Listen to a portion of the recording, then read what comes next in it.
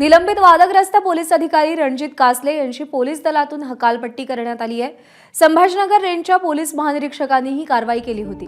कासलेंनी अनेक गंभीर आरोप केले, तसंच वाल्मिक कराडच्या एन्काउंटरची आपल्याला ऑफर होती असा दावा रणजित कासलेंनी केला होता।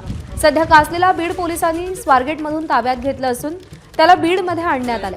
या संदर्भात एसआयटी स्थापन करावी अशी मागणी काँग्रेसचे प्रदेशाध्यक्ष हर्षवर्धन सपकाळ यांनी केली आहे। कासले जे आहेत यांनी काल जे केलेले जे आरोप आहेत हे आरोप स्पष्ट स्वरूपामध्ये ईव्हीएमच्या हॅक होण्याच्या संदर्भामध्ये त्यांनी केलेले जे भाष्य आहे हे अत्यंत गंभीर आहे। जो आरोप केला आहे त्या आरोपाच्या सोबत त्यांनी पुरावा दिला आहे की माझ्या खात्यामध्ये 10 लाख रुपये हे टाकण्यात आले की ईव्हीएम पासून दूर जा। या संदर्भात तात्काळ स्वरूपामध्ये एसआयटी गठीत झाली पाहिजे, याची सीबीआयकडून चौकशी झाली पाहिजे आणि ईव्हीएम आणि व्हीव्हीपॅटच्या संदर्भात मोजणी कधी सुरू करणार निवडणूक आयोगाने बोललं पाहिजे आणि महाराष्ट्रातला जे स्कॅन्डल आहे 75 लाख मतदार वाढायचं याचा पर्दाफाश झाला पाहिजे।